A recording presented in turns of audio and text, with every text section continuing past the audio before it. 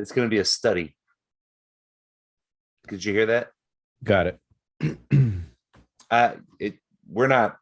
I mean, the show's casual. It's not going to be like a big thing. We'll just kind of start it whenever it feels like the best place to start. So, what is this? Zoom asked me what were my pronouns. Oh yeah, and I thought that was pretty interesting. So that's why it says Christus Rex up there. Because that was your pronoun. Yeah. That's tight. I like that. Yeah, Christ is king, right? Yeah. So this is the rifle that was left in the house that I bought. Oh wow! Does it have a date on it? It says Connecticut Valley Arms Incorporated, black powder only, 45 caliber. Spain, Kentucky. That's what it says. There's a Spain in Kentucky. Yeah, I guess so. Spain, Kentucky. Oh, that's amazing. And then on this side, I don't think it says anything. I think I try to look it up, but this is it shoots balls, like old fashioned. Yeah, it's a black powder rifle, and it has the what is this? As the thing where you cram the powder in. Yeah, for sure. Somebody said that there might still be a live round in there, or not a live round, but a round. Wouldn't it just roll out? No, not if it's stuck. Have you ever had that problem? A bullet getting stuck in a gun? No. I have. Yeah, it happens. I had a bullet stuck in a handgun for a long time. I should have just looked up how to get it out, but I was stubborn and just tried to figure it out. Oh, geez. And what's the other one? Just like a pellet gun? That's a Red Ryder BB gun. Okay. Yeah, I use it to teach my girls how to shoot a gun. Oh, that's pretty cool. Yeah, let them have a little practice targeting and everything. So, I wouldn't let them shoot a real gun because they're small. And the small children, yeah, sure, and females. I get it.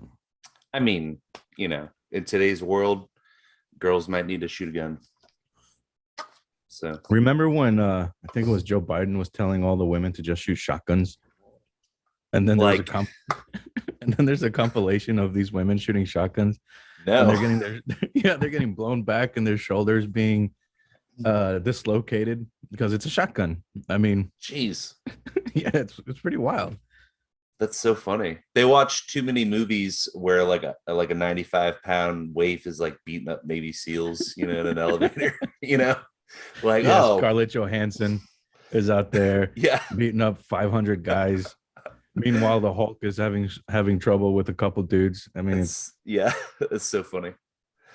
Well, I guess we should just start the show. I think this is entertaining conversation. So yeah, I'd say the show already started. I'll probably include this banter. Why not? Yeah, that's good. So welcome to the Sam Bolton Show. Thanks for tuning in. We have my friend Raphael here. You want me to keep it anonymous, or I don't know? No, Raphael is fine. No, yeah, that's my name. Awesome. Yeah, Raphael's a very old friend. Known him since, was it 9th grade? Yep. Yeah. No. So yes, 9th grade. Yeah. So that's 1999. 22 years, 23 years coming up. That's a long time. Yeah. We've been pretty good friends, off and on. Good friends, better friends. It's up and down. That's how friendships go. But we've been friends throughout, of different varying degrees. And now we're Catholic brothers. That's true. Yeah, we're both Catholic. Who would have thought that? What the heck? That's crazy. That's the most important thing about me, I think, is my Christianity. There really isn't any other thing that I'd rather associate myself with. I mean, there are many things. What's that saying? Master of none, jack of all trades, master of none, or something like that. Mm-hmm. And I have a lot of talents, but nothing is worth identifying other than being my pursuit in saintlyhood and Christhood. Amen to that, brother. Yeah, I know. When I'm having a tough time, and I should do this when I'm not having a tough time as well, but I just remind myself it's all about Jesus. It's all about sainthood. I'm always. Hey, is there still a stigma on vaping? Are you not for me? I don't have any stigmas toward it. No. You feel free to vape. Yeah, it doesn't bother me at all. No, yeah, I vape. I vape a lot. Yeah, I vape all the time. I'm constantly vaping. Nicotine. Nicotine. Yeah. But I've also started smoking a pipe. Okay. A nice little briarwood pipe. I mean, you're Catholic now, so it's kind of like hand and foot. You have to. Yeah, it's important. I did the pipe thing for a while. Before I was Catholic. I was trying to be one of those, like, I don't know, what do you call them? Edge, well, not edgy, like hipster academic Christians, Yeah, trying to be like that. And it's too much work for me. It is a lot of work, and it is a skill. I've noticed that it is a skill, but like guitar playing, it can be one of those skills that are hard taught or hard learned, and then it becomes something of a relaxation habit. I don't smoke. I think I smoke a pipe at most once or twice a month, because it is a lot of prep work, and I just don't have that much time. And I live in Florida, so it's like I don't want to smoke outside when it's 100 degrees and humid outside. Yeah, I'd rather just stay inside in the AC and vape. Absolutely, bro. But like now Florida weather is pretty much prime, and you just sit outside in the sun. It's like 55, 60 degrees. And it's just, you're watching nature and just relaxing there, smoking a pipe. Dude. It takes like 45 minutes to an hour. Yeah, that's another thing. It's not something that I can just, it's like when I used to smoke cigarettes, it'd be 5-10 minutes. Yeah, it kind of forces you to slow down and relax. Whoa. Everything all right? Yeah, what happened? Oh, I thought something was happening on your end. Yeah, it just forces you to slow down and relax, That's kind of the nice thing about it. So yeah, bro, but don't sell yourself short. I mean, yes, the most important thing about you is that you're a Christian, but you're also a man of many talents. You've lived quite the interesting life, I'd say. You're a kung fu master, metal guitarist, security guard.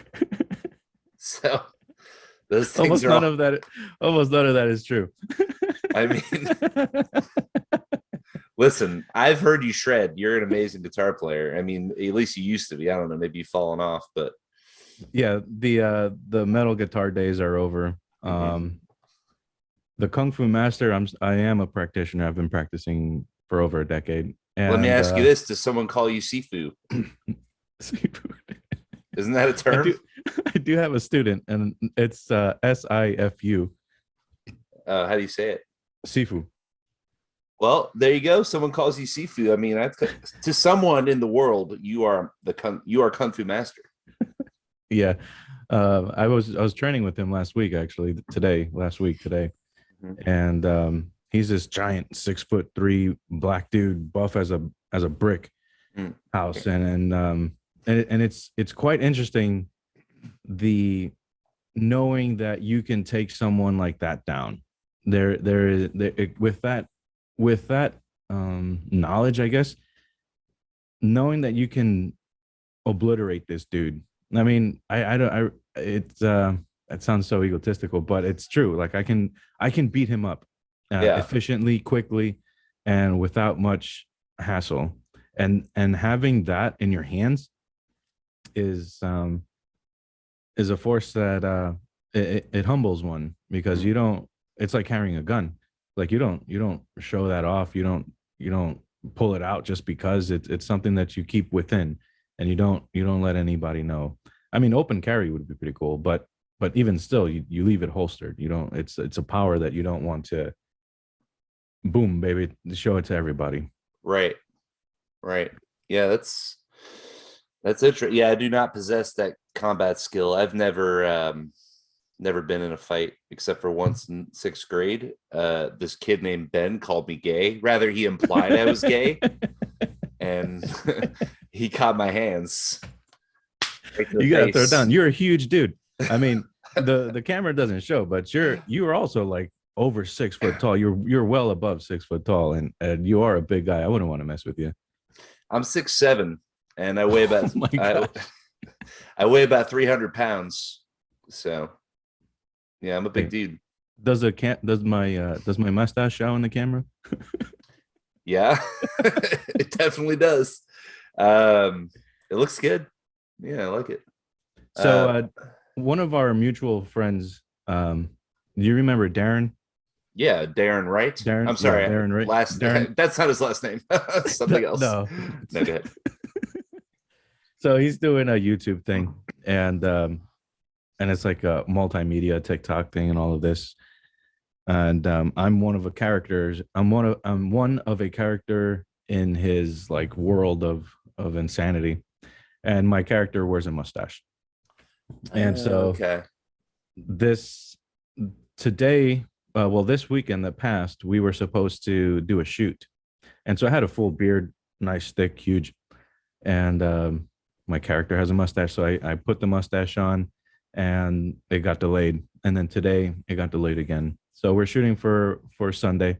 Wow. And then I'll take off the mustache. I do like the mustache, but it has to be like I'm in the mood for a mustache, just walking around at work when I'm in my uniform, my security garb. I do get a lot of looks. I had this guy. Why it fits? It does fit, but I think, the mustache is one of those classic things that a man wears that kind of went away. Mm-hmm. Kind of like the hat, like a nice felt hat. Chapeau. Chapeau in French. I like that word. It is a good word.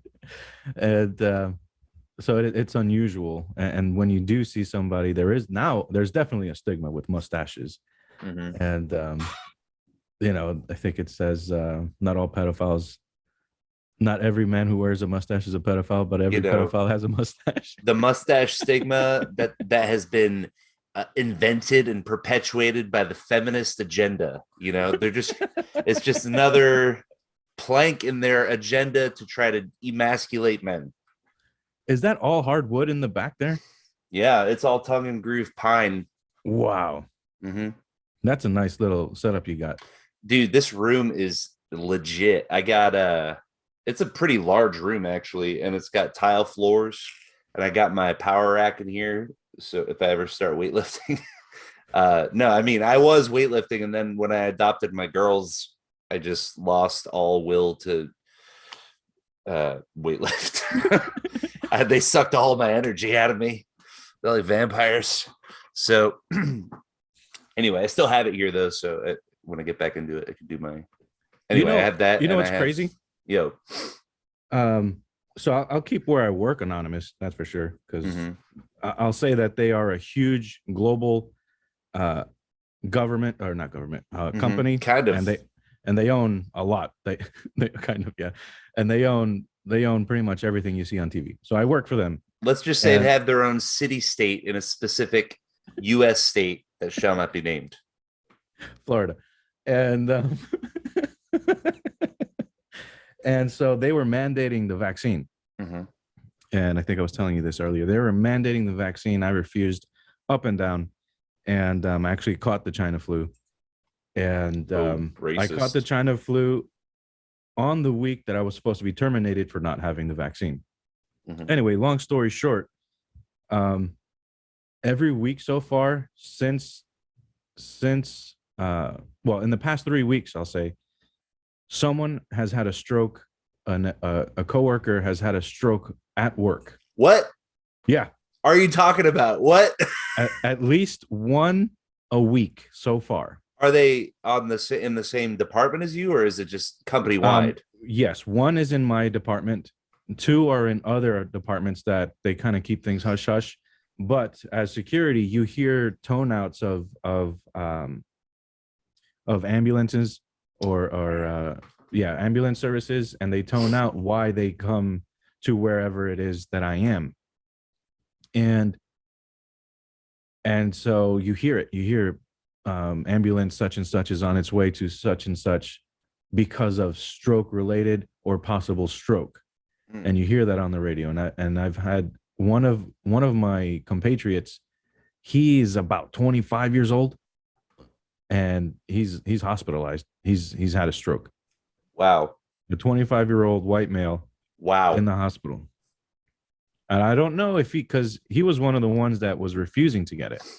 But see, the thing is that when you're so afraid of losing the material, then that's when Satan really decides, hey, I'm gonna work my way into this guy, and I'm gonna force the fear of not having money, of not having property, of not having family, and then you'll do crazy things. And I think maybe or maybe not that I don't know that he got it, but I know that he had a stroke. And Wow. he's 20, he's in his early 20s, mid 20s at most. That is sad. That's horrible. Hey, I You wanted know, to do a shout out to this Portuguese mineral water. Portuguese water. Yeah. Why do you have Portuguese water, bro? Direct from Oporto. Isn't that? It's direct from Maura, Uh-huh. Uh-huh. Pisóis de Maura, because I am Portuguese. That's another thing that I am. Which Yeah. is another reason. So I remember when you turned Christian, and I was You, still not a Christian at all. I was still running around. yeah, yeah. And I remember we were in your van, and I looked at you and I said, "How can you be a Christian? You're so intelligent." You know. Yeah. And that's questionable, but okay. and so I remember that. And so anyway, so my heritage, most of my DNA comes from the Iberian Peninsula. My mother's full-blooded Portuguese, and my dad is from Honduras, and he's very white. So I'm assuming a lot of his blood comes from Spain. And so that's another reason why I chose Catholicism, because your ancestors, the Crusaders defeated at the time. At the time, I remember thinking this was, I think Trump was still president. Maybe it was the end of Obama, and where we were having all those Muslim attacks. I remember in England, some dude was running around stabbing people, and this Englishman went into a museum, took a narwhal husk, and stabbed him. I remember that. I've forgotten about that, bro. That's insane. So wait, you're saying that the narwhal tusk attack? No, it was like an English soccer hooligan or something, wasn't it? No, it was who defended against the right, the Islam. Yeah, I call them Muhammad's. They're all Muhammad's to me. Mohammedans. Yeah. I think that's an archaic term for Muslims in Europe. Mohammedans or Saracens is another one, which I think is a cool word. I think it actually means like son of Sarah or something like that. Anyway. Wow, yeah. So you're saying that the guy who's defending with the narwhal tusk was one of your main inspirations for converting to Catholicism? No. Is that what you're getting at? No, it was just that in that time where there was so much Islamic jihadist bombings and stuff like that. And I was like, well, let me look a little bit into my history, and I saw that the Portuguese defended against the Moors. The Spaniards defended against the Moors, fighting for the church, and I thought that was maybe romanticized, albeit, but still, it was something that is in my blood somewhere. Few maybe 600-700 years ago, 1,000 years ago, close to, and so I was like, I mean that's. And then the idea of returning to tradition, and it's like, well, what? Why is that popping up in my head? And so I started getting sober, and the more I sought God, the more that the Catholic Church was becoming a thing in my mind. And then there was Stefan Molyneux, an atheist, devout atheist, and he kept crediting Catholicism and Christianity, but Catholicism as the constructors of Western civilization. I mean, it absolutely is. It's on, and it might be the only civilization. I mean, you look at Asia, they have some cool stuff. I mean, but do I want to live there? No. Well, You look at Africa. I mean, the only cool stuff that has ever been in Africa, as far as I understand it, are what the British have done over there. well, there's Egypt. That's technically in Africa. There's also there's I don't want to live there.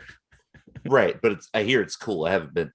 There's there's a ruin actually in Africa. I think it's on the western side that is like an ancient city of concentric circles, and some people think it's actually the lost city of Atlantis because it coincides with Plato's description of the city.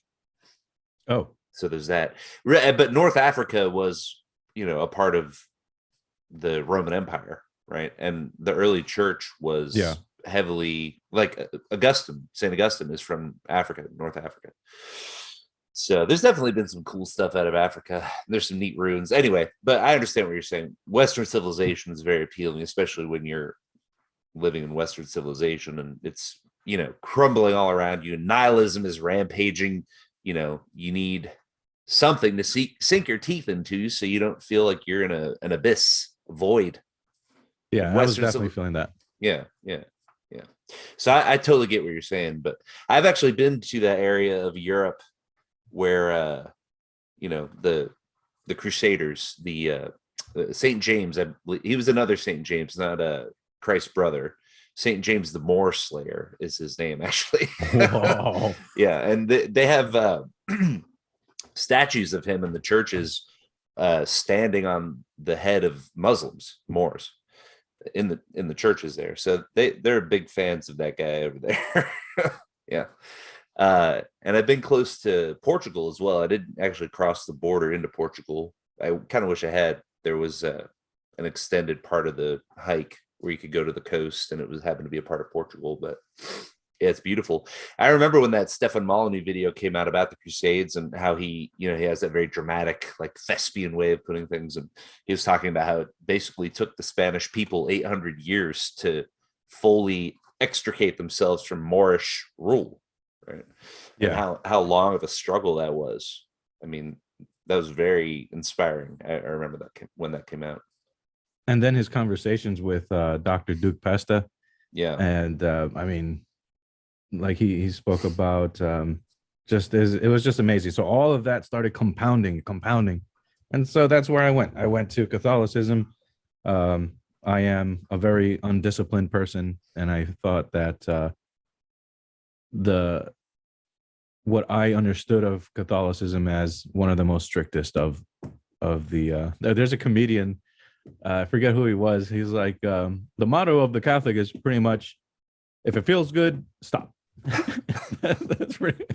I mean, I don't think that's fair. I mean, it's funny, but I mean, we have booze. I mean, I don't drink. You don't drink, but you can drink. That's allowed. That's as an example. I think there are stricter forms of Christianity. Yeah. Well, I don't think so. Okay.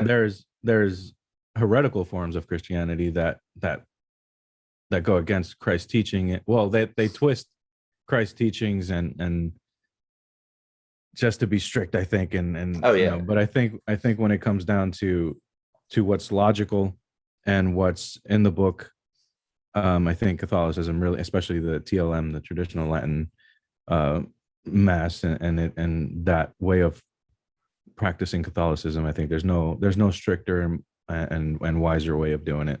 Mm-hmm. Mm-hmm. Yeah. I mean, I totally agree with you. I became Catholic if I were ever to stop being a Catholic, it would be leaving Christianity. There's no other option for me. When I got to that point where it was like, well, I have to either convert to Catholicism or stop being a Christian, I had to make that choice.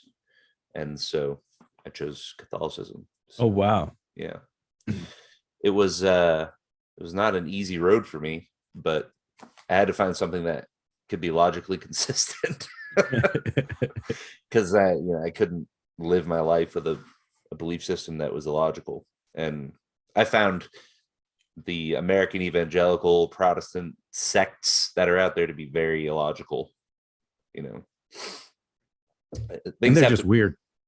yeah, they're weird. I mean, you could make, if you're not a Catholic, I think Catholicism seems pretty weird too. You know, I mean, even parts of it seem pretty weird to me now, even still. You know, I'm fairly new, like 5 years in, but I mean, we have the incorruptible saints. You know, they have these bodies that are supposedly not decomposing at a normal rate, and miraculously, and you go see them, and it's, I mean, they have ones that are centuries old. They have Eucharistic miracles where the bread and the wine allegedly turn into actual flesh and blood. You know, Yeah, and I they do believe like that. DNA testing on it. You know, yeah, I think the church has investigated some of them and confirmed it. I mean, I know that sounds like, oh, well, the church investigated itself and found it was telling the truth, but I mean, But at the same time, it's like only like only 30% of Catholics believe that. yeah, I mean, yeah, that's a huge problem. That's just modernism and Americanism. But my point is that to a lot of people, Catholicism could be pretty weird as well. Yeah. The whole Mary, like, especially to Americans, I mean, all the Marian apparitions, and I mean, Well, my wife definitely thinks it's super strange. She yeah, walked in with me and she's like, why are those women wearing those things on their heads? the I was like, what, mantillas. a veil? Yeah. And so like, and Well, I mean, you've never seen a veil before? Come on. she's from Colombia. And so I was thinking, okay, well, Colombia, I mean, Columbus, right? Columbus was a Catholic. Mhm. And so, but I guess it's all Novus Ordo over there. It's all just Most places are like that now. modernist Catholicism over there. Yeah. Yeah. Yeah, that's where we're at now for sure. But it's just another age of the church. We have our own struggles, and we'll survive. We'll get through it. It's like Dr. Peter Kreeft said, the church is like an iron ball in the pit of the world's stomach. It can never be digested. It will always be there. Whoa. That's kind of how I think of it. So, hey, do you have yeah. any commercials in your commercials? In my show? No, Yeah. I don't do. I mean, why? You need me to pitch something? What do you got? Nothing. You want to plug anything? I would plug in Dissident soaps. They're pretty good. It's good. Dissident soap company. soaps. Yeah. Okay. Good soap company. Just throwing it out there. It's All not right. mine. I'm not sponsored. Am I going to get a Venmo payment or something for mentioning this? I mean, dissident soaps what is it? .com. Okay. .com. And what's their deal? Good soaps, good ingredients. And they spend their money on Christians. So they buy from Christian Americans. They buy from Christians the plastics, the tapes, the stickers, the logoing, and the ingredients. It's all they source from and farms, like the ingredients from the farms. It's all Christian farms. It's all they and that's another thing that's cool is this parallel economy that's going on right now. And you got your modernism, you got your global homos, you got your all of that going on, and then this unapologetically white Christian man decides to do a free speech platform called Gab. Was that Andrew Torba? Yeah, Andrew Torba. Uh-huh. And recently over the weekend, thousands of there's a huge purge. I think the biggest purge in Twitter history so far. This weekend? That's right. Oh, and wow. So because that what's his name? Jack Dorsey. I think that's his name. Yeah. He stepped down, and so the censorship is going up. Oh yeah, I did see something about that. I'm still on there though, at Real Sam Bolton. Give me a follow. I'm just saying. I don't know how long I'm going to be on there, but definitely check me out. I'll be tweeting all kinds of stuff. My account is still up, but I'm absent. I'm gone. I deleted my Facebook too. It's gone. I can definitely understand doing that, but my thinking is, you want to be where the people are. If you have a message that you want to get out there, you got to be where the people are, especially the people who disagree with you. So I get why you want to create parallel systems to avoid censorship, but At the same time, I feel like they become echo chambers a lot of the time. You get a lot of people who have kind of the same viewpoint in one place, and that can be good for some things, but it's hard to have a challenging dialogue with people in an environment like that, you know? Well, I disagree. All right, that's fine. That's fine. So that was a great show. We'll talk to no. I think I think on Gab, for the most part, yeah, everybody's there because they can say whatever they want to say, and so long as it's not a violation of the First Amendment, they can say whatever they want. They can't call for action, cause of violence. They can't do that. Pornography is banned, and of course, there's no child trafficking on Gab, where you can find that on Facebook. You can find that on Twitter. You can find pornography ad infinitum on Twitter. I mean, it's just everywhere. Mm-hmm.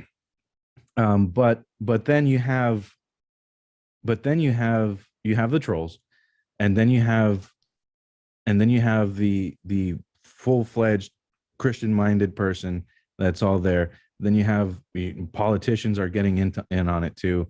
You have the Jew haters, you have the neo-Nazis. They're there. I mean, you can't really say that. You can't really talk about Gab without bringing them up, because they're there. And I think it's a good idea that they're there, because you see them, they're exposed. You can see that, okay, well, I'm not a neo-Nazi. I think fascism, and I think any form of government that isn't the Lord's government is a violation of all human ethics, of nature. Yeah. And so like, but then you have moderate rightists, and but it is a little echo chambery at the moment. But I mean, look at everyone. They have nowhere else to go. Look at the people that is being expunged from everywhere else, and they're being expurgated. And so where else are they going to go? They're going to go to the only place that they can speak freely. But in that mass of people, I mean, yeah, there are a lot of people I would never associate with. There are a lot of non-Christians that I would not associate with. So I mean, there aren't very many leftists. Those I would call the trolls that are on there. Mm-hmm. Probably feds are on there, most likely. They're everywhere. Yeah, and so I mean, you still got to be careful with what responsible. I would say you still have to be responsible with what you say. I say some pretty edgy stuff on there, but it's nothing that I wouldn't say in front of another human being. Mm-hmm. That's for sure. Well, that takes kind of the fun out of the internet. It's fun getting like an anonymous sock account and just like blasting people with things you would never say in public, saying things that would get you punched in the face. I've been doing that since middle school online. It's good fun, man. You just kind of mess with people in chat rooms and say ridiculous stuff. I mean, I'm joking, but it actually is part of the fun of being online. But it is absolutely. I mean, I remember the good old days back in the earlier 2000s. Video game trash talk. I mean, it was just glorious. You said whatever you wanted to say, and it was amazing. I remember going over to my buddy's house and getting on AOL Instant Messenger, and you could just like find random people and just like lie to them, just make stuff up. Yeah. I remember when we started doing that, I thought it was the funniest thing in the world, just to come up with ridiculous, trolly stuff. It's super cool for the imagination too. Like, I remember doing that too. It really, if you have an imagination and you want to exercise it, because that's another skill, and you want to exercise it, like that's a great, anonymity is super important. And I don't throw my name out there very often. Mm-hmm. Because I'm very aware of the feds. Not that I have anything, but it doesn't matter. It doesn't matter. It really doesn't matter. You just don't want to piss them off, because I mean, we're not a nation of laws anymore, and the Fourth Amendment is basically ignored by everybody. So you just don't want to piss off the wrong person. That's really what it boils down to. Because if you do, and they want to nail you, they can. It's not that hard, So no. I can't remember who said it, but they say that the laws are written in such a way. There's so many laws on the books now that everybody breaks a federal law every day, and it's just not enforced or pursued. But if they ever wanted to shut you up or ruin your life, it wouldn't be hard at all. They could just find something and do it. Look at the J6 prisoners right now. I mean, What a travesty. And that reminds me of something Stefan Molyneux said. He said we got rid of 10 big laws and replaced them with thousands of smaller laws. Yeah, And I think that was a. Sorry, go ahead. no, go ahead. I saw another philosopher page post a similar quote, and it was attributed to a thinker or a philosopher. I can't remember who though. Yeah, finish your point. I'm going to try to find it real quick. Yeah, I mean, so well, that was my point. I just thought I was just relating with you on that. Okay. So if you want to get off your phone, I think there's G.K. Chesterton. That's who it was. I remembered. Gilbert Keith is what GK stands for. What's his name? Anthony Stein talks about him. Yeah. Oh, you like Anthony Stein? I do. I've noticed that his videos are hard to pay attention to, and I'm not sure why. Oh, bro. It's because I don't know why, but like if the other guy that I don't really like, but I find it easier to pay attention to, Marshall something or something Marshall. Yeah. And like I can listen to what that guy says, but for some reason I don't know if it's because of his microphone, or if it's because there are no moving pictures, and I'm so used to watching videos with moving pictures even when I'm driving. Don't admit to that. I do. I admit to it. I mean, bro, I bet most guys our age and younger, it's like probably 75% of them are doing it. You know. Yeah, we're so addicted to our phones now. It's just right there, and I'm driving, and yeah, you're looking kind of in the direction of the windshield. It's fine. I haven't been in an accident. Actually, I've never been in an accident. Well, that I was behind the wheel. I've been in several. It's not fun for anybody. Let me tell you that. And one time I rear-ended my math teacher in high school. Oh my goodness. Yeah, I didn't have a smartphone then. That was 2002 or something. She was super nice though, and there was no damage to her vehicle. The front of my Jeep was smashed. And she just kind of looked at it, and she saw this idiot kid with this horrible like 1983 Jeep, and she's just like, "You just go on about your way, sweetie." Wow, that was it. She was super nice. Super nice. Yeah. But anyway, go ahead. You're talking about watching videos in your car while you're driving. I don't really like watching sports. I think that's kind of boring. People at work. I'm at work, and they have a TV in the break room, and everybody's watching the sports ball. And I'm like, I mean, and then the hypocrisy of it all comes in because I'm watching nonsense on my phone too. Yeah. But at least I'm aware of like the Waukesha terror attack. I'm aware of Kyle Rittenhouse. I'm aware of the J6 people. I'm aware of the riots all over Europe right now. I'm aware of the concentration camps or quarantine camps in Australia and New Zealand and Austria, and you know, I'm aware of these things, and you know, it does pull on my heart. But these people are just so like anesthetized with sports ball and stupid television shows, and it's kind of like, oh man, this is so frustrating. And on top of it all, it's such a, especially the NFL, it's so boring.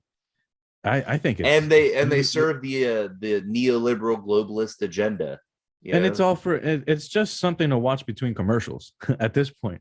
Yeah, you know, well, it's something to put more commercials into, because every break they take is time for a commercial. You know, every touchdown, time for a commercial. Every timeout, time for a commercial. It's so annoying, and people just lap it up, man. They're there, and that's their whole world. Yeah. See, I was never really into sports either. Right? My dad never liked them, so I never got into them. I think that's why my whole family is very athletic. My mom's family, that's where I get my height from and everything. They're all basketball players and baseball players. But anyway, I think people who watch sports, there's certainly an NPC aspect going on there. People who are anesthetized by entertainment, who, you know, they're not paying attention to anything.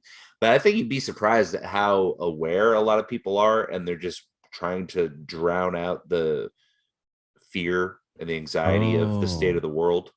I think that there's a lot of that going on. People use sports and television and movies as a narcotic, you know. I mean, I do it. I've done it many times. And Yeah. I'm a very aware person, I think, of the state of the world and current events, but it's just things are so blackpilling. You gotta distract yourself sometimes, or No, all that the makes time. sense. But Today I made a bonfire. oh, me too. You too. Yeah, I did. I made a bonfire today. Well, it was like I was burning off excess brush and stuff. Yeah, I was burning down a foundation of a tool shed today. It was rotting Nice. out, and there was excess brush too. Yeah. So that was fun. Yeah, that's so funny that we both made a big fire. That's cool. Yeah. It's Right like now, it's like we're on the same vibe. yeah, we definitely are. So Fire I was in the brothers. backyard. I'm on. Right now, I'm renting a bedroom in an acre and a quarter, and so I decided to make a fire in the backyard. It's nice. It's nice to have land. I want to have something like this. That's cool. Are you still kind of, I mean, don't dox yourself, right? But you're in the Orlando area, right? Out in that same area between Orlando and the coast. Yeah. Yeah. Yep. Okay. That's cool. So it's the outskirts of this giant city. It's a huge city, man. And this little small town is like it just got absorbed by by the gravitational pull of Orlando. Mm-hmm. And so technically on my postage it says Orlando, but if you drive in, it has a whole different name. And so it's pretty cool. And it's nice out here. Um uh Diversity is sinking in. And so you get a lot of weirdness out here. You see people riding horses on the scene. Nice. Yeah. And so I mean it's cool. I like it. I remember work sucks. I remember going to elementary school in Florida. I grew up down there, as you know. I'm saying for the listeners. I remember going to elementary school there, and there were kids getting dropped off by people on horseback because there's so many ranches and things in that area. Whoa! Yeah, with cowboy hats and people don't realize how country a lot of Florida is. Oh yeah, it's definitely like the parts that aren't huge urban areas. It's definitely part of the South, the southern U.S. Yeah, but it's also unique in a way. It's the cracker culture. Cracker being the term for the white settlers of Florida before Disney World, basically. And they were ranchers, crack the whip on the cows and stuff, So in fact, in St. Cloud, they every year for the kids, they had the Cracker Frolic, which sounds hilarious. It's the Cracker Frolic, a bunch of little white kids frolicking around, celebrating the old ways, Yeah, that's what we had. It was like swamp cabbage and rancher stuff. And I don't know, it was really cool. It was fun. Back before diversity SUVs were. What is the diversity SUV? No, don't tell me. It's fine. We don't need to explain that. Let people just fill it in with their imagination. There you go. Practice that imagination. Practice that skill. Use your mind's eye. Or just get on a Brave browser or a DuckDuckGo browser and look it up. I use both. Yeah, me too. Yeah, I don't search with Google anymore. Even though I have to admit the results are often superior than DuckDuckGo, I still use DuckDuckGo. Google is just so vast, man. Yeah. I mean, it's just so huge. I think Google has this new Google Fi phone, and I just don't. They're talking about keep your data safe or keep your privacy secure. And it's like you're the last person I'm going to trust with my privacy, with the security of my privacy. It's just I think the commercial is just stupid. Yeah, definitely. Hey bro, let's take 5. I gotta go pee. I'm gonna go make sure my girls are chilling and not fighting, and I'll be back. Is that cool with you? That sounds great. All right, let me stop the recording real quick. All right, we're back. So Raphael, let's see. We were talking about, what were we talking about? I don't remember now. It doesn't even matter. Yeah. Next topic. See, when I'm recording these, it's after a long day of just like dealing with crazy children, and it's at the end of the day. So I have a very chill, relaxed mind. How many of these have you done so far? This is my 4th. Wow. Of this show. Where are you posting them? Well, right now they're hosted on Spotify and Anchor, and Okay. then which I know is kind of a big corporate podcast, I never heard of it. distributor. Anchor. Yeah. Well, they're partnered with Spotify, but Okay. I'm using them right now because it's easy and I don't have a lot of time to like micromanage a website and everything. Yeah. So that's what I'm using. But yeah, I probably, if it continues, it gets bigger and goes well, I'll probably set up a backup hoster just in case things go awry, because I'll be talking about stuff that I'm sure big corporate overlords don't want people to talk about. Yeah. But yeah, that's where it is now. And I'm trying to get it on Apple Podcasts as well, but they're kind of tricky, a little bit complicated to get on. What's going on with them? With Apple Podcasts? Yeah.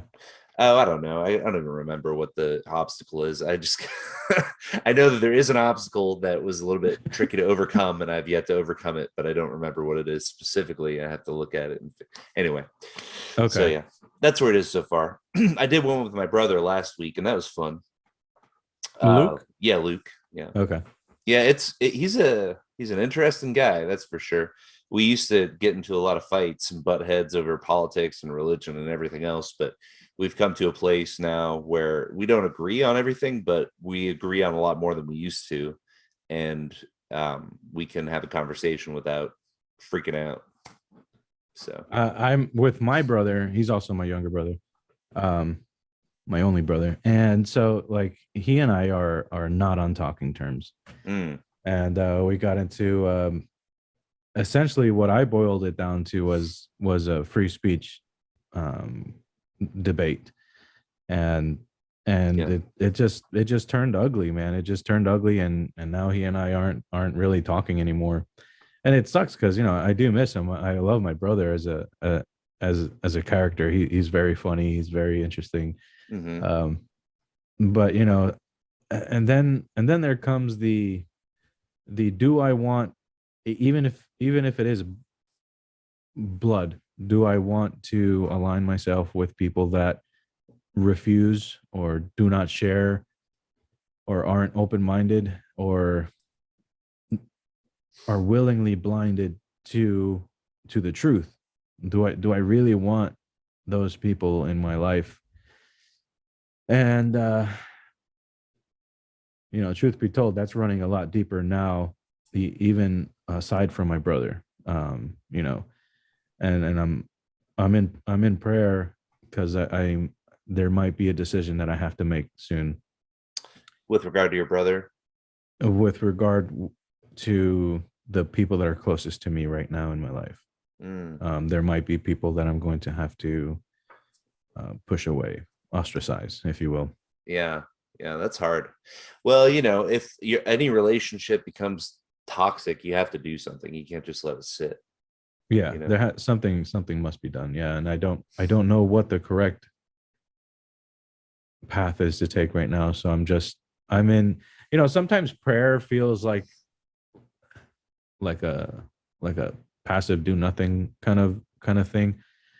But I've noticed that when I do sit back and pray and simply take care of what needs to be taken care of for that day, everything else kind of just falls together. And sometimes the toxic people just leave on their own. I've had that happen multiple times. And so there's this guy, he goes by the name of Sandy Beach, and he goes, if I could take that big problem that you have today and just work on it while you go to the movie theater, eat some popcorn, drink a blue slush, and just relax and watch the movie, knowing that I'm already working on it. Wouldn't you want to have that? And that'd be great, right? But then we already do have that. We already do have that. And God and his infinite wisdom works in ways that irritate me sometimes. But ultimately, if I just trust in him and I do what needs to be taken care of for my day, for these 24 hours, and I just do what I need to do, stay in prayer and stay faithful and trusting, I do find that things just sort themselves out with me not needing to, like right now, my wife is stressing about finding a new place to live. And I get it. We need more space. I can't really be in this room. Um, and so I take the approach that I just mentioned, and she takes the approach that I used to take back in my godlessness days, and just force my way through it like a bull, right through the wall, just crash on through. This is going to happen because I need it to happen the way I want it to happen. The will to power. Yeah. And so like, and you can get a lot of stuff done that way. You can get a lot of stuff done that way. But I noticed that when I do things that way, there's this misery about me that still lingers. There's this emptiness about me that is still there. Versus what I've been practicing for the past, well, since 2013, which is to just allow God to do what God is going to do anyway. I remember my wife and I, we, before we moved to where we are now, she was, we chose a place to live, and before that, she's like, well, why don't we move into your mom's house? We can save some money on rent, and you can help her out and all this. I said, no, that's never going to happen. I'm never going to do that. And I forced my way into getting an apartment. The apartment was infested with roaches. So I had the lease terminated, but the thing is, I had nowhere to go. Where I was staying already rented out my apartment, I had nowhere to go. And then that apartment complex had most of my money, so I couldn't even do an emergency down payment. So what happened? I ended up back at my mom's house. So you're saying if you had just trusted God to work it out instead of just making it happen, then it would have worked out better. Yeah. Right. I mean, it always does. It always does. And it may not be the outcome I want, actually. That's happened too. It's like, well, I didn't want that to happen. Well, too bad, because this is what's going to happen. And this is going to build you into into a stronger warrior of my word, and I've noticed that happens. And, there's no evidence of God. There's no proof of God. Well, I don't know. That seems pretty, at least in the perspective of how I live today, there is no other way I'd rather live. I've lived the atheistic way. I've lived the agnostic way, and there is no way I want to live other than following Christ as the example of manliness, and just how to be a part of this planet. Right. Well, yeah, I mean, amen to that. I'm on the same page with you. I mean, I myself struggle with a lot of anxiety and not being in a place where I'm trusting God all the time, and it's miserable. It is hell when I'm in that place. And when I'm able to rest and trust God to take care of all the moving parts in my life, and trust that it's going to work out for the best for His glory ultimately, there's so much more peace in my heart, and I'm a much better father, a much better husband. So yeah, definitely. And that's a lesson I've been learning the hard way lately. So I'm inspired to hear you say that. And did you mean to mute your mic? I'm sorry. You're muted. Okay. And but yeah, that you said the magic word, man. You said peace. Mm-hmm. That is the ultimate. That's all I strive for, which is kind of an oxymoron. But everything spiritual seems to be an oxymoron. Everything I strive for is ultimately just to have peace, in that moment, in the moment of right now. I have this spiritual mentor, and he does this thing. You want to live right there, right between the claps, and that's where I want. Cool. Yeah, and that's where I want to be. I want to be here, present now, at the moment, and have, instead of being worried about the past, which for a person like me, that exists. A lot of resentment exists, or at least existed. I still have some that lingers, but for the most part, it's been vanquished. That's awesome. Or it's worriment about the future. And that that is most prominent for me today. Mhm. The I've forgiven a lot. There are people like my father that I'm finding it difficult to fully concede to Christ that it's in his hands. And there's me again try to bully my way through Mhm. to find a solution, but it's already been taken care of, so I don't even need to worry about it. But the future thing, that's what gets me a lot. Where am I going to be in my marriage? Am I still going to be married? Where am I going to be for work? Why don't I have a house yet? Why am I still in debt? All of these things do pile on, and they pile and they pile, and if I let them. and Mm. and for and it's fleeting. Peace is fleeting in my experience. It's never just constantly there, but No. it is more prevalent when it's another skill. When you practice, I think it's another skill. Like, practice what God teaches, and peace will come. It has to. It's almost a law, because it's like, if I put water in the freezer, it's going to freeze. It's a law. It has Mhm. to happen. The coldness will slow down the molecules, and the molecules will bind together, Mhm. and that's You're it. saying it's that certain of an equation. Practice what Yes, God teaches. I got and you. peace will come. Yeah, Yeah, that makes sense.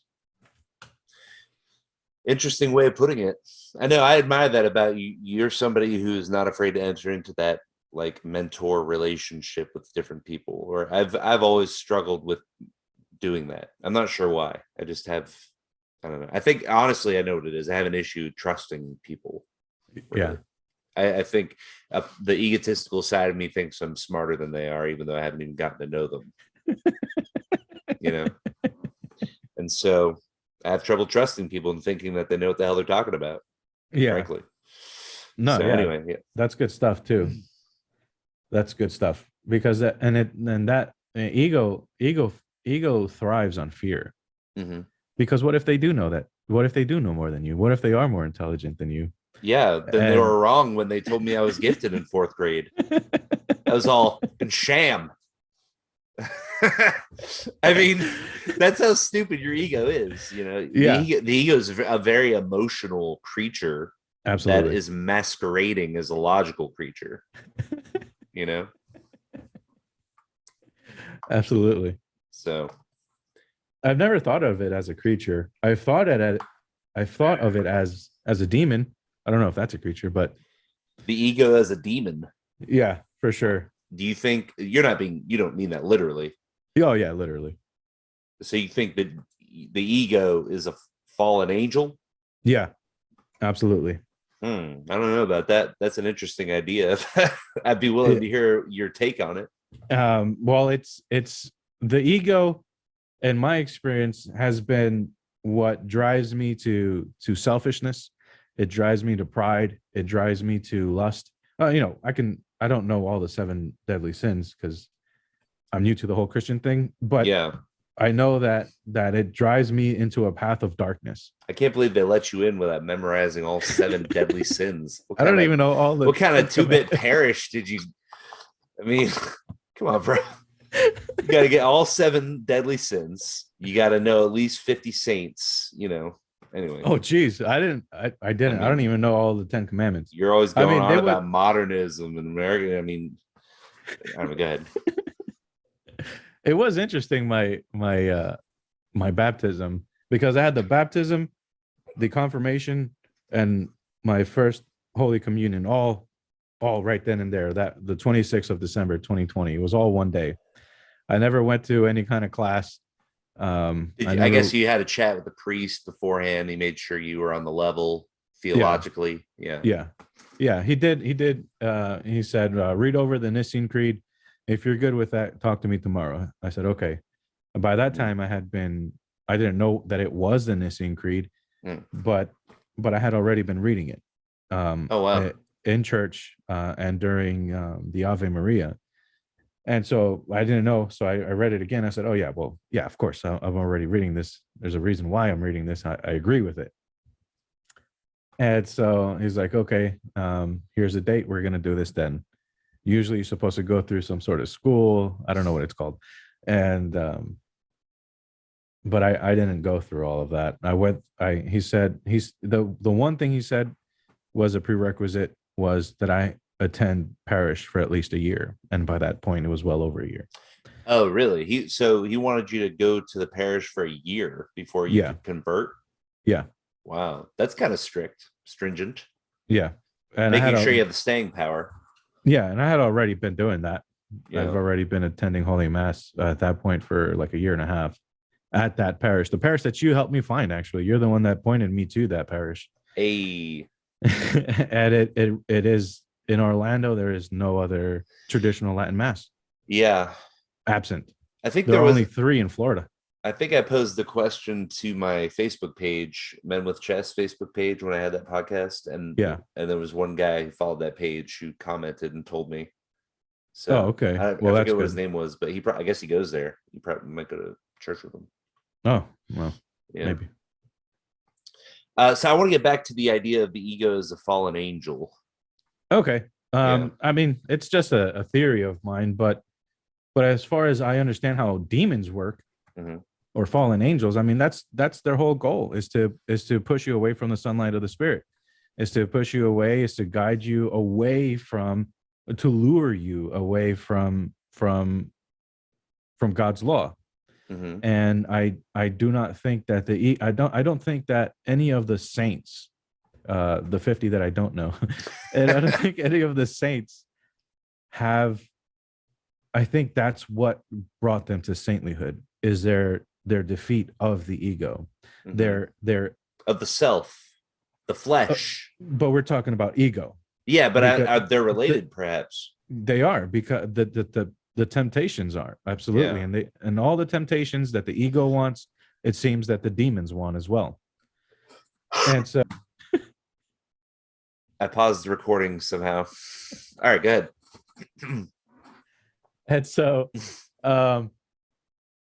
And so I think that these saints defeated the ego, and that brought them so close to God that they became saints. And I think we're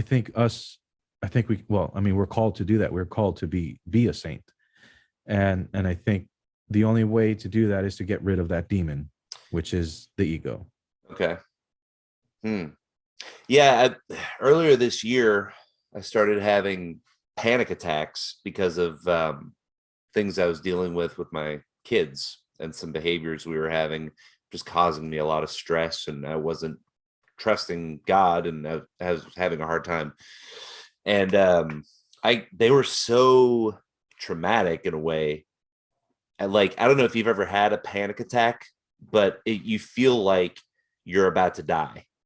You feel like you're a rabbit about to get its neck snapped by a wolf. It's that kind of feeling, because it's your fight or flight response triggered.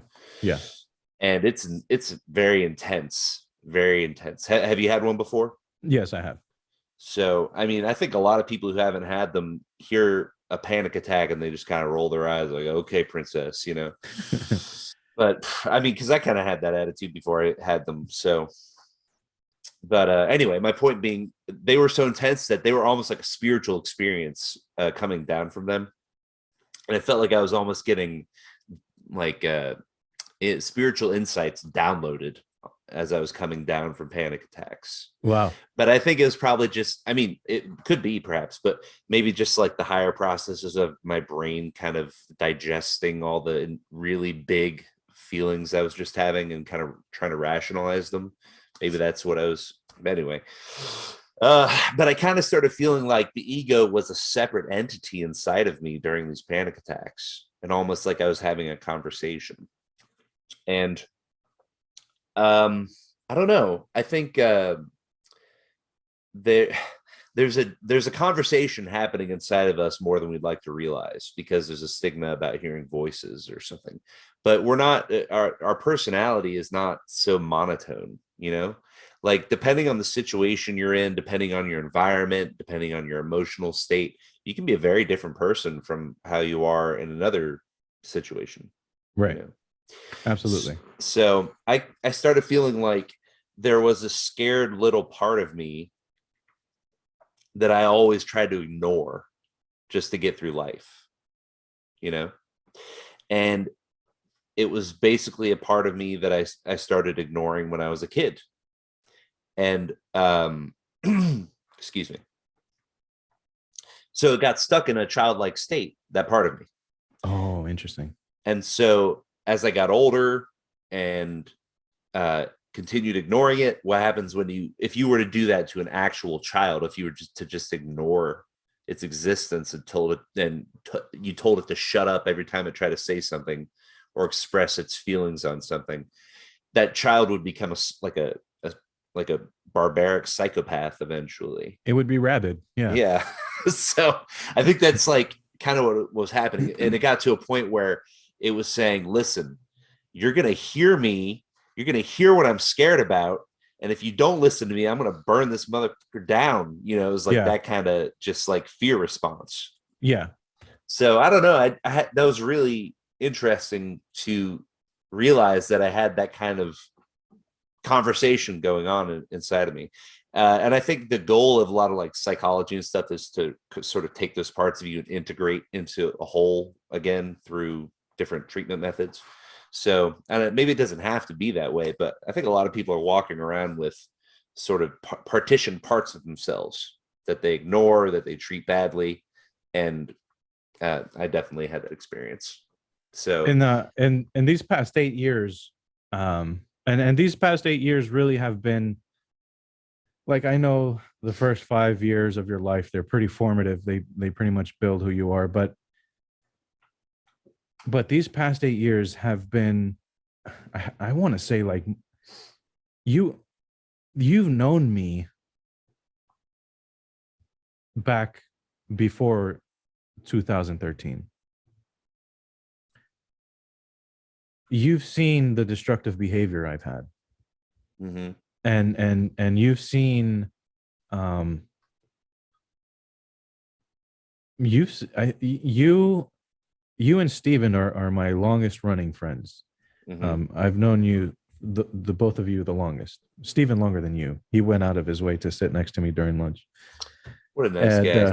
What a nice guy, yeah. He's a cool guy. I like that guy.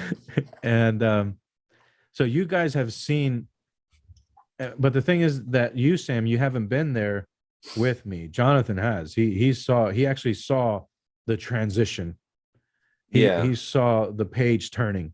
Because I got married 14 years ago. You know, I became Christian early. You know, So I wasn't there during your, heavy metal heart. Anyway, go ahead. But my point is that in the last 8 years, since 2013, I don't feel like the same person I was in my 20s. I was 28 at the time. Mm-hmm. I don't feel like I'm that same person. I feel that I can revert back there. And today I had a little taste of that. I got a little upset today. But for the most part, that version of Raphael has gone to bed. And I don't know if he's dead yet. Well, obviously not, but he's not dead. He's not dead yet, but he doesn't show his face very often. And a part of what got me there was a lot of introspective work, a lot of spiritually guided introspective work. And what I'm talking about remains anonymous, if you can get it. And it had to deal with my drinking, with my drug use. But it's not the drinking and the drug use. It was the selfishness. It was the ego. It was and the ego, selfishness is one word pretty much for me. And so I learned what fuels it, and it's fear, it's anger, and it's self-loathing. And that fuels it, that makes it stronger, that makes it want to continue expanding in my life. And the more I starve it, the more light comes in. But in what I'm trying to say is the introspective work forced me to write down who I was. And it forced me to see it on paper. It forced me to see my fears. It forced me to see my inability to want to connect with you. And it forced me to pull out everything that I was hiding, to pull out everything that I was ignoring, and to pull out everything that I was afraid of from what I learned from 0 to 28. And it pulled all of that out. And by doing that, by putting it on paper, by speaking to another person and admitting it in front of God, it is now God's to take care of. So when you talk about this thing of yours that you had and that you ignored, this childlike thing that you had ignored for a long time, it has not been sanitized by the sun, Right. because you keep it in the dark.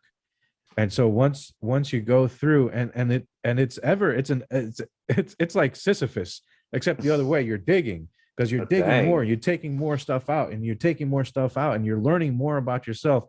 You're learning more about what really is the cause of the fear, what really is the cause of the distrust of God, what really is the cause of anyway. So the ego, it's the ego. Yeah, it boils down to ego and to the sunlight, or Satan and God. So you think the ego is satanic?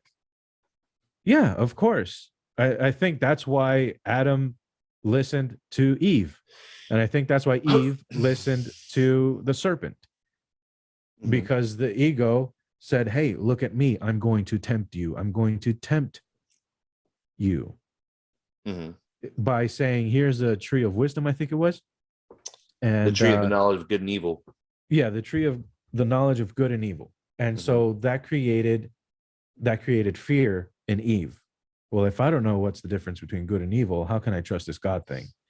And so let me see what it's all about. And then Adam was like, oh, well, what are you talking about? The God is great or whatever. And I think it's a summation, right? And it's an interpretation. Okay. And then his fear came in when he saw that she got something that he didn't have. And so that's how the ego was implanted in us, I believe. Interesting. And it all starts back with the demon. Satan is a demon. Yeah. I mean, I'm getting all kinds of connections and things from what you're saying. And, it's conventionally thought of that the ego is just a part of every person. And it's the part of ourselves that we have to help us get through this physical world and not damage or destroy our bodies. Basically, it's like the onboard operating system that helps you not like fall off a cliff, or it's like an advanced AI that comes standard with the bodies we're in. Yeah, the frontal lobe. Yeah. And or is it the frontal lobe? Is that where the ego is located, you think? I think that's what separates us from the animals. Yeah, I was thinking it's the limbic system. Well, I don't know. No, I mean, the reason I stopped there was because that was another, I don't know if I want to call it an insight, but perhaps an idea that I had when I was having my panic attacks and this whole thing with the ego, is that the limbic system part of your brain is the part that is responsible for fight or flight, I believe. Maybe I'm wrong, I don't know. But it's basically the part of your brain that keeps you from dying if there's danger. It kind of like takes over and helps you get away. And so what if, I mean, it's a part of your brain. What if it has a type of its own consciousness, and that's your ego. And then it gets outsized in its influence through these different things we're talking about. And that's an egotistical person, somebody who's letting his fight or flight control things, run the show.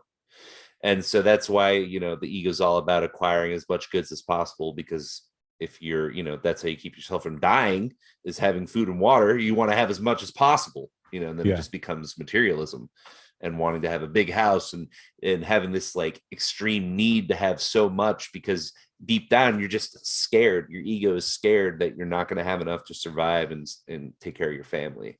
So that makes a lot of sense. Yeah, So, because but that doesn't mean it isn't demonic. Perhaps it is. Perhaps this world is so fallen, and the human race is so fallen that our very flesh is given over to the dark side. You know, well, the very why I think bodies we ride around in. Satan appeared as an animal. Well, that's one. Yeah, yeah. Conventionally speaking, yeah. Okay. Well, correct me if I'm wrong. Well, I I've thought heard he.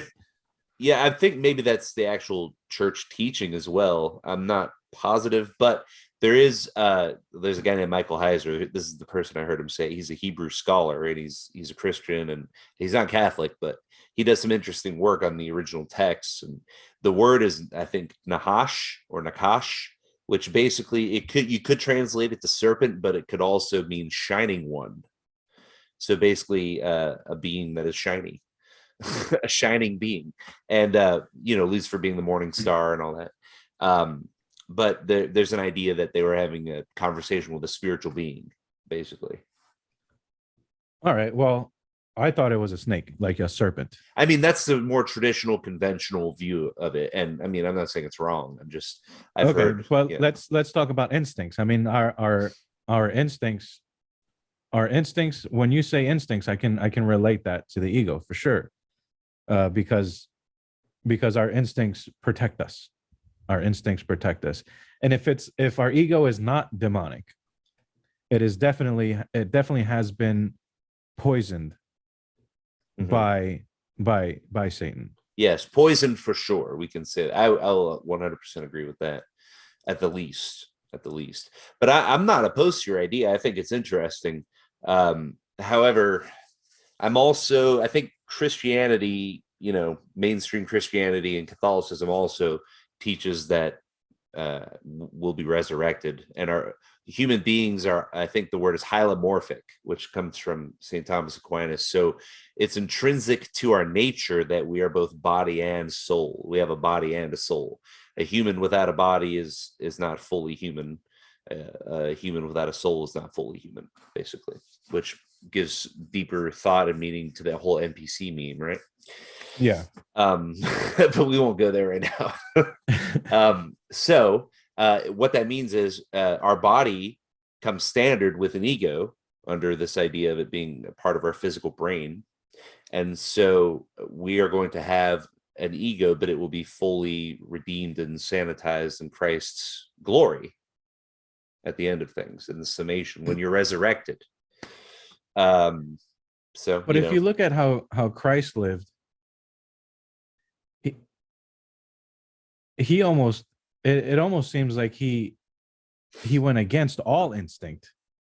I mean, you got the most powerful man that has ever walked on the face of the planet, and he decided not to have any offspring.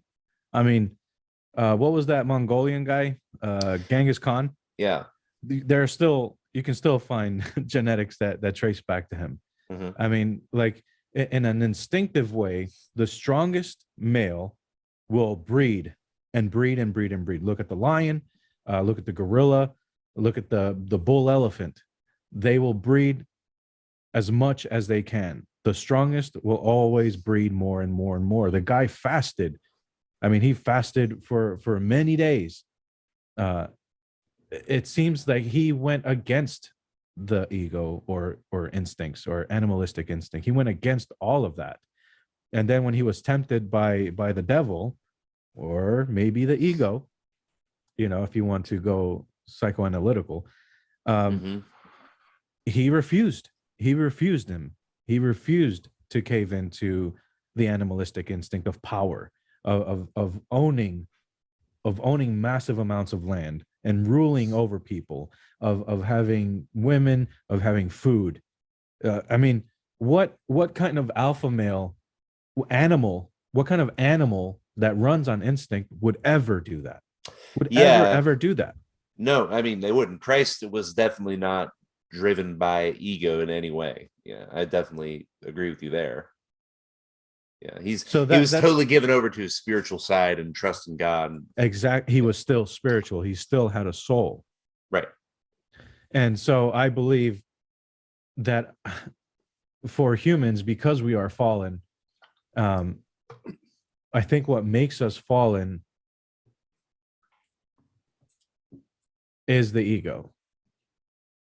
Because the human ego, we can be very good. We can do a lot of good things, and there are no animals that can do the good that a human can do.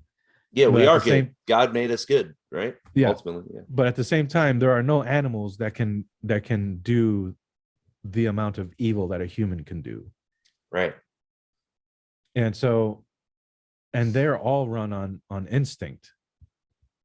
So is ego the same as instinct, as far as, because now you got me thinking of that. Is ego the same as instinct? I think it might be. And it would make sense that while we do have a body and we are animals in a certain sense, that we're advanced, very complex animals. And so our instinct is going to be advanced and more complex. And perhaps we call that the ego. Whereas in just an animal, they're much more simple, just drink the water, eat the food, make the babies, don't get eaten. That's just, that's all their lives, right? They're poop over there or whatever. Anyway, so yeah, I think they might be the same, instinct and ego. I think it's closer to, I think it's a bastardized, like it's taken away, because we're human, it's taken away from the animal part. And Satan has used it as a home for him. Yeah, well, I mean, if you say that human beings are fallen, and if they're not in Christ's glory and grace, then they're given over to the dark side, the evil one. I mean, it would make sense. Yeah. Are you feeling the conversation? Yeah, it's a good one. That's good. That's a good one. At work, it's hard to have, like, there are very few and far between that I have real conversations at work.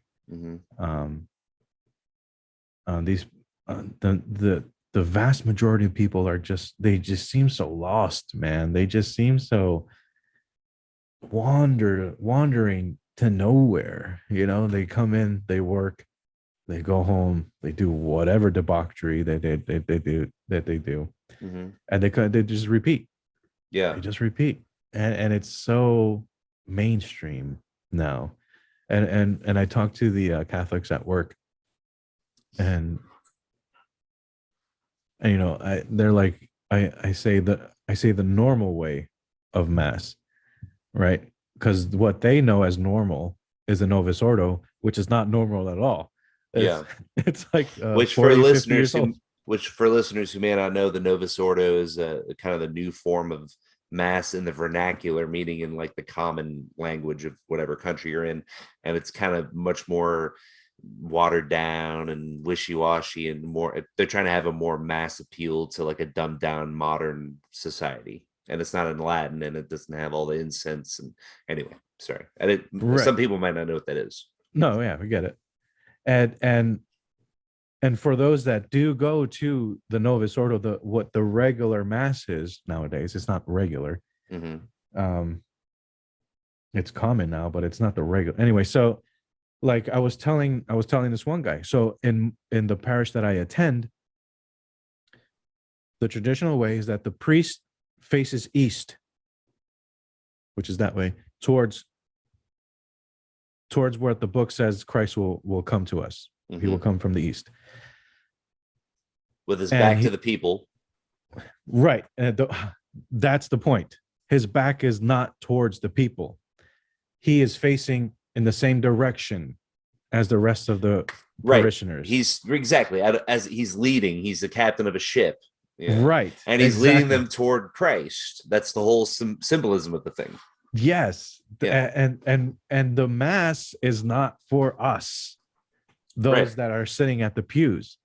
It is not for us. We're not there because the priest is doing something for us. The priest is there because he is celebrating the death and rise of Jesus Christ. Mm-hmm. So the mass would continue just as is, whether we were there or not. And that's the point. The priest's job is to celebrate Jesus Christ. We are there to help the priest. We are there for him, if anything else. We are there for him. He is not there for us. So you're saying the guys you work with, they don't know anything about this? They are blown away at this concept. Yeah. They're blown away. They've never heard that before. Yeah. They haven't thought about it that deeply, probably. and I had this one guy who goes, "Wow, you guys talked about that?" I said, "Yeah, well, what else is there to talk about?" He goes, "Oh, well, I thought it was all about good feeling stuff and hippy dippy stuff." I was like, no. That's very little of that in the Bible, actually. There's zero hippy dippy stuff in the Bible. No, hippy dippy stuff is like some fat, like suburbanite son of a naval admiral wearing a raccoon cap being funded by the CIA to sing crappy folk songs. There's none of that in the Bible. Just saying. That's good. Oh boy. So yeah, I know, real conversations is where it's at for sure. Are you I don't want to keep you too long. It's been about 90 minutes and I'm fine to keep talking, but I don't want to keep you up if you need to go or whatever. Yeah, I don't mind wrapping up soon. Yeah. Okay, that's cool. So yeah, do you know about the Laurel Canyon stuff, the scenes inside the canyon, Dave McGowan? No. Oh man, you should definitely check it out. I don't know if you're interested in those types of things. I mean, it's not well, what is it? I don't know what it is. That's a fair point. So Dave McGowan, he's since passed on, but he was a researcher. He wrote a book called Strange Scenes from Inside the Canyon, and it has to do with Laurel Canyon in California, where in the 1960s there was kind of a ranch there, and it's still there. But you got really Southern with that one right there. My voice? Yeah. Oh, well, I've been living in Tennessee for 10 years now, so I can't help it at this point. But so basically, there were a lot of the big acts that came out of California during that time, like Crosby, Stills, and Nash, and I can't think of any other ones. But that was one of the big ones. There's a lot of big folk rock acts that came out of that area at that time. Okay. And they all coalesced on this ranch, and it became like a hub, and they all kind of knew each other, ran in the same circles. And the book's about how they had all these musicians had these connections to the American military and intelligence sector. And especially Jim Morrison was a big one, man. That guy's dad was a high-ranking naval commander, Jim Morrison from the Doors, which I'm sure I know you know. But and he was responsible for the Gulf of Tonkin incident, which was the inciting incident for the American involvement in the Vietnam War. And a lot of researchers say that Gulf of Tonkin thing was a false flag, and they just wanted to go attack Vietnam. So anyway, his dad was the guy who was in charge of the Navy in that area when that went down. So he was a high-level naval guy. And then Jim Morrison was just sort of, the argument is that he was propped up and made to be this popular counterculture guy because they were trying to lead the countercultural movement of that time down a certain path that they wanted to channel its energies in a direction that would not be damaging to the military and to the state. They wouldn't become too revolutionary in a meaningful way, and also to use that hippie movement to shape culture and do social engineering to spark the sexual revolution, to get Americans to go down a different path spiritually, because before the 1960s we were a very Christian country, not very Catholic. Some areas of America were, but very Christian. People regarded Christ well. They wanted to follow the Bible. They went to church on Sunday. Morals and things are generally more Christian and better, some would say. So they wanted to change that for whatever reason. And this whole project and the hippie movement and the music that it produced and that shaped it was an intelligence project. Well, it worked. Yeah, definitely. So that's cool. And one thing, this is a fact. My dad grew up out there, and he didn't live far from Laurel Canyon, and he was a musician in that time as well. As a hippie musician, born in 1950, and so his brother would play with this boy whose mom was Carol Kay, and she was just a housewife to him, but he found out later that she was the bass player for the Wrecking Crew. And now, who's the Wrecking Crew? There were a band of studio musicians that played the music, everything but the vocals, probably some of the vocals too, on like all the big records from the 1960s that came out of LA. We're talking Beach Boys, The Doors, all these big, huge songs. It's the Wrecking Crew playing. It's Little Housewife Carol Kay slapping the bass on all those tracks. And then the bands, the acts or whatever, they would go out and play the concerts and stuff. But the recording was done by studio musicians, specifically one band. So I don't know, that you could, a lot of the claim to support that these were intelligence operatives is that a lot of them could not play their instruments very well. And they seemed to show up with songs pre-written for them when they came to, do their thing. And then as time went on, they got better at their instruments so they could play concerts. But anyway. Well, it worked. I mean, it obviously worked. I mean, we are in. What I think it's interesting is that I think God destroyed Sodom and Gomorrah for much less. Yeah, you might say that. I know I keep waiting for the hammer to drop too. It seems like 40-50 million aborted babies would be enough for what we think of as like the Old Testament version of God to just smite everybody, but it hasn't happened yet. Turns out to be a lot more loving and gracious than we expect him to be, which amen for that. Yeah, because I think the rapture is going to be pretty terrifying, but I'm looking forward to like the end times. Yeah, you don't believe in the rapture, right? I don't know. Well, like the evangelical version of it, like Left Behind series kind of rapture. Well, I don't know. I haven't read that part of the book yet. Okay. But from what I understand is that we're going to be fighting demons. Is that correct? I hope so. I hope so. I mean, like like arm in arms against demons. I don't know. That'd be really cool. Look, here's the thing about the end times and all that. I grew up in a home that was very into that. And my dad was always talking about the Antichrist and the rapture and the end of the world, and Jesus is coming back soon. And he was hyped like every day. He's like, Jesus is coming back, brother. We're going to be doing this thing. Like that was how my dad was. And, that's how I grew up. And what I came to understand and realize was that there's a 1,000 different takes on how the end times is going to go down. Okay. Right? People who read the Bible and just come up with their own version of things. And frankly, as far as interpreting the end times prophecy, the church is kind of ambiguous on facts about like who the Antichrist is and when it's all going to happen. They don't have a specific teaching about that. They teach more like the spiritual side. Like we know for sure that at the end of your life, there's going to be the 4 last things: death, judgment, heaven, and hell. That's everybody. That's coming for everybody, heaven or hell. But they hopefully not both. That'd be strange. So those are called the 4 last things, and that used to be taught routinely in Catholic churches before modernism took over, and now it's hardly mentioned.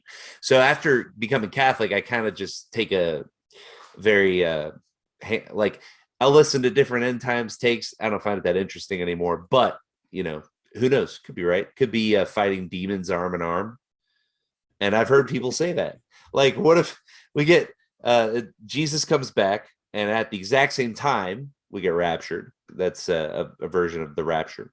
And then we come back in our resurrected spiritual human 2.0 form to fight the demons in the final war on planet Earth. And we're human 2.0, like Jesus in the Gospels. When he's resurrected, he's got like fancy superpowers. He's walking through walls. He seems to be teleporting. He ascends into heaven, so some sort of flight. I mean, these are superpowers. And that was supposed to be a little foretaste, a sneak peek of what the resurrected life is like. So we come back in our resurrected bodies with these superpowers, and it looks like the end of Avengers Endgame. You know what I'm saying? So I think I'm all for that. I think that's pretty cool. I mean, that might sound absurd to some nihilistic losers out there who just fap on Pornhub all day, whatever. There's a lot of those guys. I think they're so smart. They love science so much. They love Dawkins. You know, that might sound absurd to someone like that, but to me, it sounds pretty cool. It does sounds amazing. That's the most successful movie of all time. I want to be in that. That's what I want to be. I want to be in that. And, you know, I like to have a lot of fun kind of speculating about what heaven is going to be like, you know, because I don't think anybody really knows this side of heaven. So it could be amazing. It will be amazing, but it could be anything. I don't know. That's not, unholy, of course. But what if we get to have amazing superpowers? Wouldn't that be incredible? Yeah. I don't think about heaven just for fun. Just for fun. I don't think about heaven very much. No, because it's just so unattainable right now as I walk on this planet, and like I was talking about earlier, what I do think about is peace. And if all heaven is peace, that's all I need. That's all I need. Well, yeah, I guess that's true. If it is superpowers, but you know, that would be amazing. Superpowers, and you know, that'd be great. I mean, but some like my father would say, heaven must be boring because all you are is happy all the time. Sit on a cloud and play a harp all day. Yeah, and like I find that so strange. Like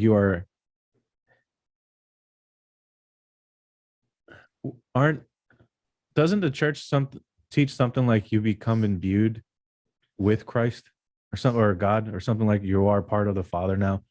Once there is I think there is a teaching that is along those lines, something like that, right? Yeah, I mean, it's different from the like Buddha or Hindu idea of you become like subsumed and lose all unique identity into the Godhead.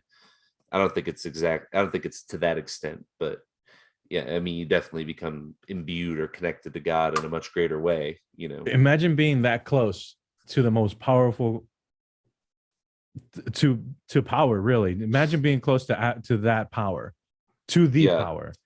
Like, okay, how unimaginable cosmic power, to quote Robin Williams. Yeah, it would be awe-inspiring. It's called the Beatific Vision. Yes, there it is. Yeah, there it is. Anyway. Which I think is here. Okay, I know you wanted to wrap up, but I had a very interesting thought not long ago about the Beatific Vision.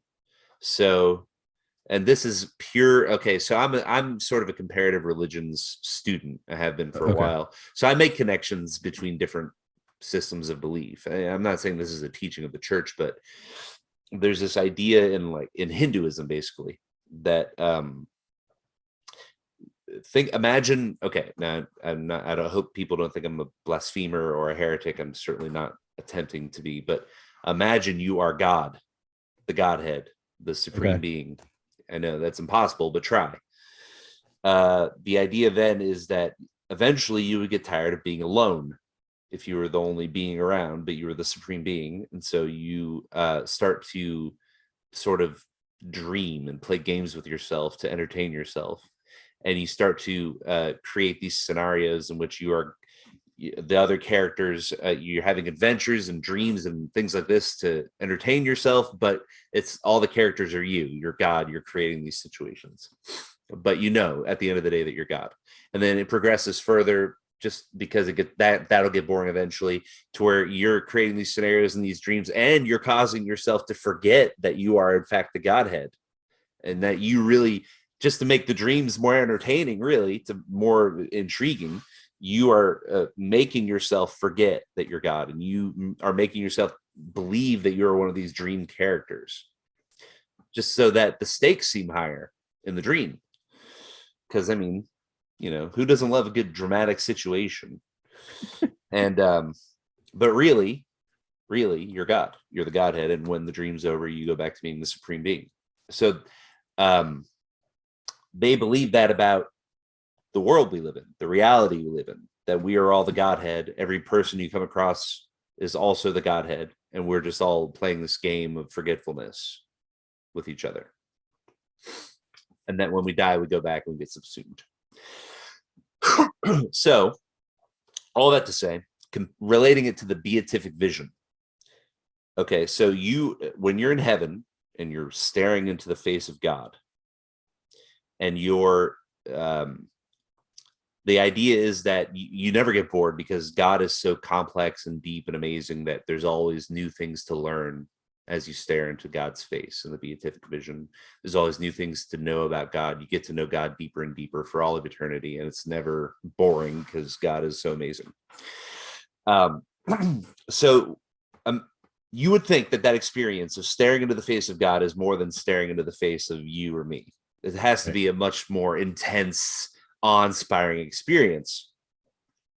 What if staring into the face of God is creating these like three-dimensional scenarios? Even it's so intense that you're living, it's almost like you're living out different situations as you're in the beatific vision, and that learning things about God and who God is, that process involves long extended life experiences.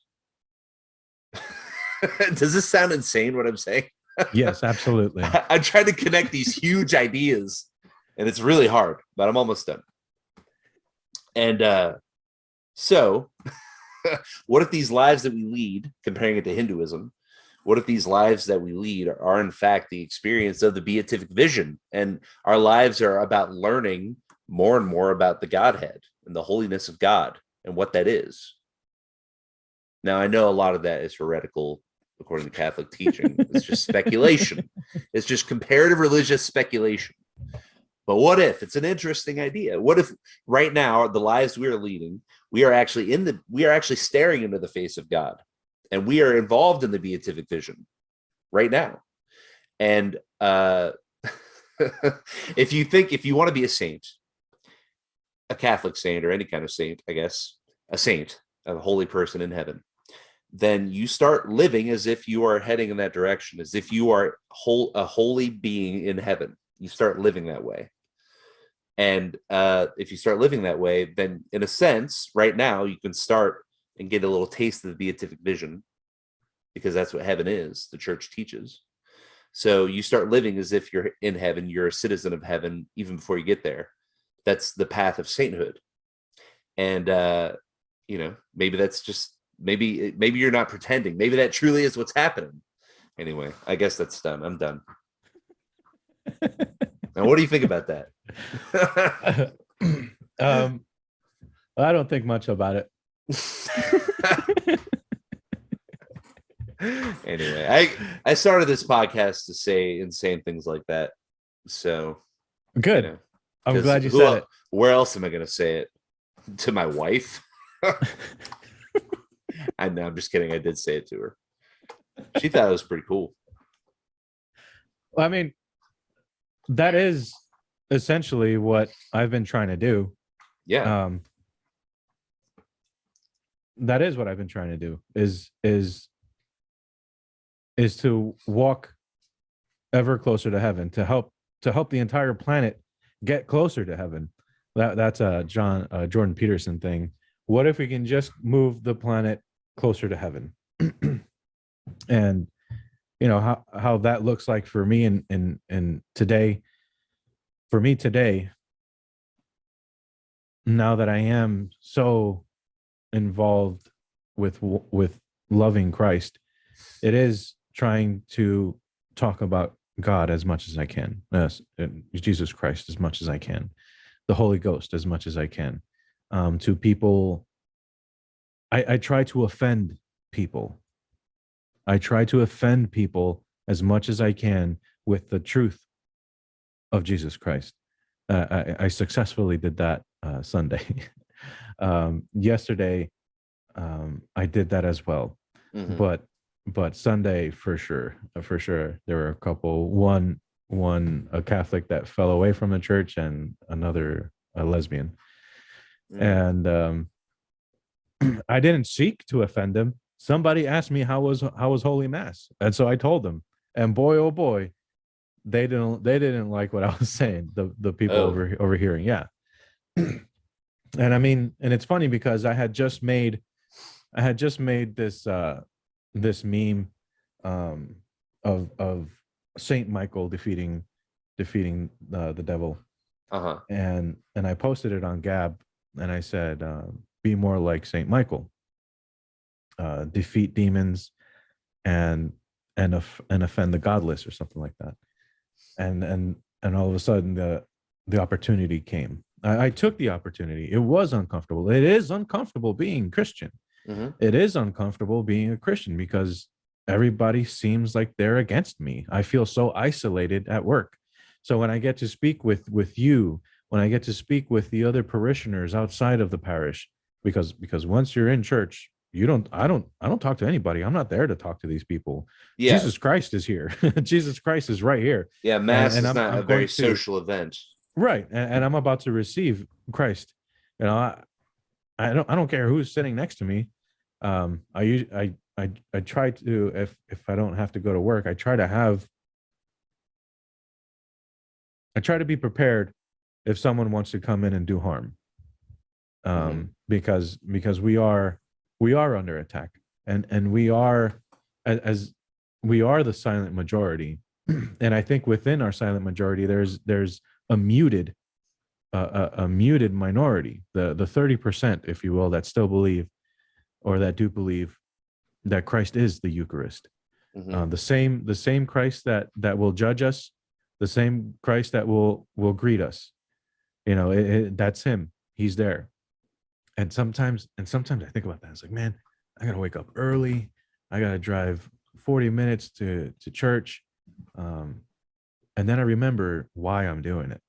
I remember why I'm doing it, because waking up early, driving 40 minutes, imagine if that's all Christ had to do. It's like, okay, you know, I this is nothing. And the rewards of it, and the rewards of it. So again, spirituality is so oxymoronic, because it's selfish because I want to go to heaven, right? But by wanting to do that, I have to sacrifice my sleep, my time with my wife, and I have to sacrifice food, because I don't eat. I try not to eat at least 12 hours before I go to Mass.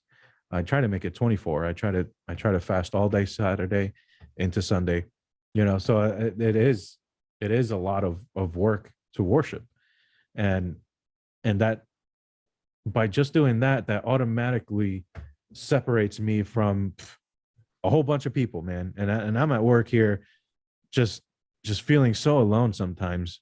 And it's like, man, I want to talk to somebody. I want to be friends, but these people are all evil. I don't know. Evil, you know, sinful at the very best, sinful, you know. And yeah, I'm sinful too, but at least I actively try to submit to the kingdom of Christ. I actively try to subjugate myself to the rule of God, you know, and I actively try to bring in, well, the Holy Ghost is already in me, but I actually try to tap into that so that I know which direction I'm going to walk towards, what decision I need to make, you know. And then it can feel isolating, and there's nothing easy about being Christian. It is the most difficult thing I think a human can do, is to follow Christ, to be Christian and actually like do it and stick to it. Absolutely. Yeah. No, yeah, just that's like culturally, I mean. Like, I'm Christian, whatever, you know. Yeah, Merry Christmas, or I mean, Happy Holidays. Give me a break. Happy Holidays. Pass the beer. Not that kind of put the football game on. Yeah. You know, and it's just, you know, the pagan life, or at least the godless life, was a lot of fun, and it did have a lot of excitement, but that was all a mirror. It was all smokescreen, rather, and that was all. It was torturous. It was hell. Yeah. So in my closing words, I would like to say that I'm extremely grateful to be speaking with you. I'm extremely grateful to have you as a friend for over 20 years, and thank you for inviting me onto your show. And I wanted to say, Deus Vult. Deus Vult, brother. That's good. I appreciate it too. Appreciate you coming on my show, and it's been great being your friend also.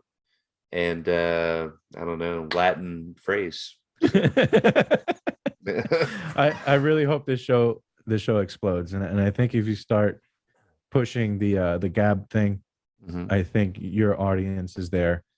Okay. I think because that's the future. That's the safe haven for us. That is where we're going to go, and that's our new home. That's our new internet home. Okay, well, I mean, I have a Gab over there, or I have a page over there on Gab, so I'm definitely gonna post my stuff. Yeah, I don't know. I think I'm the Sam Bolton show on Gab. I don't remember, but yeah, go Gab me over there on. I don't know what's the term for it. Go something like that. Go give me a ribbit over there on Gab. Go give me a ribbit. It's a frog, right? Yeah, they have a frog. A little Pepe. I'm on. You can find me at ECOL11. Yeah. E. coli. That's what I like to say. Yeah. Name yourself after a poisonous bacteria. That's cool. I think it's cool. Hey, if you like what Raphael's saying, go give him a ribbit over there on Gab. You know. Thank you, Sam. And like and subscribe to the show wherever it is, whatever you're listening to it on. Send it to your friends. Send it to your grandma. Let her know what's up. Let her know that the Sam Bolton Show is the place to come for enlightening, intriguing conversations on topics you might be very interested in, or perhaps on topics you've never listened to or even thought about before. But you're going to be entertained. You're going to be interested because we here at the Sam Bolton Show, me and my guests, people we have on, we have a way with words. We know how to talk about things in ways that are not going to put you to sleep. In fact, it will do the opposite. So it will wake you up. It'll be like a cup of coffee and a hit of meth. Boom. Oh my gosh. I mean, it's gonna light you up. But we're not gonna have the adverse health effects because you're not actually putting anything in your body. It's just you're just listening to me talk. So it's different. Yeah, metaphorical. It's a metaphor. Yeah, you got it. You got it, brother. So anyway, with that, anything else? Raphael? No, that's all, brother. I appreciate it. All right, y'all. We'll catch you next time. Have a wonderful week, and hopefully we'll have a new episode up soon. Adios. Okay.